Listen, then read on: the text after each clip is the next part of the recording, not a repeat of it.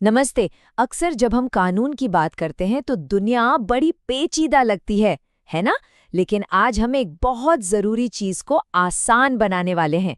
भारत में civil case file करने का जो सबसे पहला, सबसे जरूरी कदम है, उसे समझेंगे। तो चलिए शुरू करते हैं।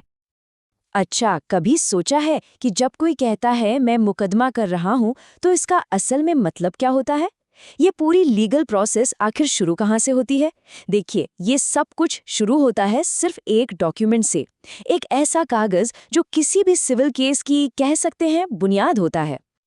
और इस डॉक्यूमेंट का नाम है वाद पत्र, जिसे अंग्रेजी में कहते हैं प्लेंट। समझिए, ये हमारे आज की कहानी का हीरो है। यही वो ऑफिशियल पेपर है जिसे कोर्ट में जमा करके कानूनी लड़ाई की शुरुआत की जाती है। इसमें केस की पूरी कहानी होती है, मतलब क्या हुआ, किसके साथ हुआ, और सबसे जरूरी कोर्ट से क्या चाहिए, सब कुछ इसी में लिखा होता है। एक बहुत पुरानी और सच्ची कहावत है, अगर वाद पत्र मजबूत है तो केस की नींव भी मजबूत होती है। ये लाइन अपने आप में सब कुछ कह देती है। सोचिए, जैसे एक इमारत की नींव, अगर वही कमजोर हो तो पूरी बिल्डिंग का क्या होगा? ठीक वैसे ही एक अच्छा मजबूत प्लेंट ही एक सफल केस की गारंटी दे सकता है। तो ठीक है, किसी भी सिविल केस में कौन कौन होता है? चलिए इस कहानी के दो मुख्य किरदारों को जानते हैं।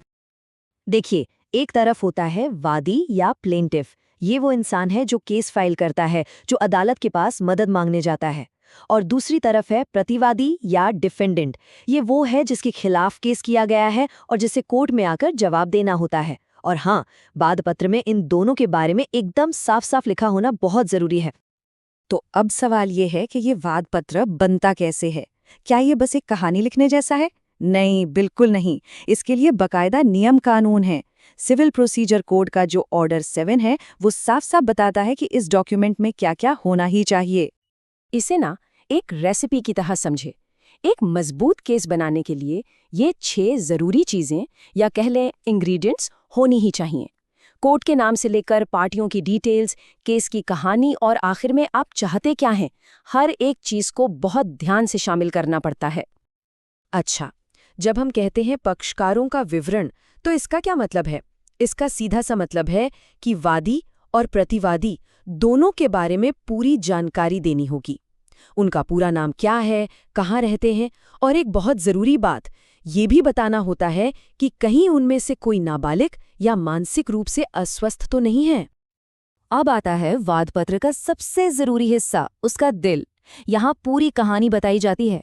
असल में हुआ क्या था, क्यों हुआ, और ये बहुत जरूरी है, कब हुआ।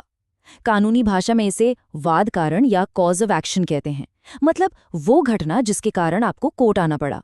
पूरा केस इसी पर टिका होता है। तो इतनी सारी कहानी बताने के बाद आखिर में चाहिए क्या? इसी को कहते हैं अनुतोष या रिलीफ। सीधे शब्दों में कहें तो ये आपकी मांग है। आप कोर्ट से क्या चाहते हैं? क्या कोई मुआवजा चाहिए, कोई प्रॉपर्टी वापस चाहिए, या आप चाहते हैं कि सामने वाला कोई काम करना बंद कर दे? ये एकदम साफ साफ लिखना पड़ता है। इसके बिना वाद पत्र अधूरा माना जाता है। चलिए मान लेते हैं कि वाद पत्र तैयार हो गया और कोर्ट में जमा भी हो गया। तो अब क्या? इसके बाद क्या होता है? कोर्ट सबसे पहले इस पर क्या फैसला लेती है? सबसे बढ़िया सिचुएशन तो ये है कि कोर्ट आपके वाद पत्र को स्वीकार कर ले, मतलब एक्सेप्ट कर ले। इसका सीधा सा मतलब है कि आपने सारे नियम माने हैं और अब आपका केस ऑफिशियली शुरू हो गया है। न्याय का पहिया चलना शुरू हो गया है। लेकिन कभी कभी ऐसा भी होता है कि केस गलत कोर्ट में फाइल हो जाता है। देखिए, हर कोर्ट का अपना एक दायरा होता है जिसे क्षेत्राधिकार कहते हैं। अगर आपका मामला उनके दायरे में नहीं आता तो कोर्ट उस वाद पत्र को लौटा देगी और कहेगी कि इसे सही कोर्ट में फाइल किया जाए। और फिर आता है सबसे खराब नतीजा, वाद पत्र का अस्वीकार हो जाना, यानी रिजेक्ट हो जाना। यहाँ कोर्ट केस को शुरू होने से पहले ही खत्म कर देती है, उसे खारिज कर देती है। और ऐसा तब होता है जब वाद पत्र में कोई बहुत बड़ी कानूनी कमी रह जाती है। तो ये कमियां क्या हो सकती हैं? देखिए, कुछ आम वजह हैं, जैसे अगर वाद पत्र को पढ़कर यही समझ ना आए कि कोई कानूनी मामला बनता भी है या नहीं, या फिर जो रिलीफ मांगा गया है उसकी वैल्यू कम बताई गई हो, या सही स्टैम्प पेपर इस्तेमाल ना हुआ हो। इसीलिए कहते हैं कि नियमों को फॉलो करना बहुत बहुत जरूरी है। तो चलिए, अच्छी खबर पर वापस आते हैं। मान लीजिए कि वाद पत्र स्वीकार हो गया, बहुत बढ़िया। लेकिन ये तो बस शुरुआत है। इसके बाद क्या? न्याय की गाड़ी अब आगे कैसे बढ़ती है? अगला कदम होता है सम्मन भेजना। सम्मन क्या है? ये कोर्ट की तरफ से प्रतिवादी यानी डिफेंडेंट के लिए एक ऑफिशियल बुलावा होता है।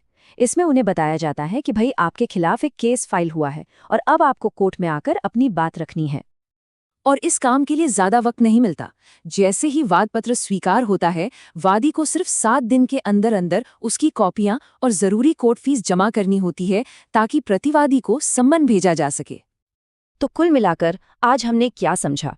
यही कि एक अच्छी तरह से तैयार किया गया वाद पत्र, जो सटीक हो और जिसमें सारे नियमों का पालन किया गया हो, वो सिर्फ एक कागज का टुकड़ा नहीं है, वो एक चाबी है जो अदालत का दरवाजा खोलती है। और ये पूरी बातचीत हमें एक बड़े सवाल पर लाकर छोड़ देती है।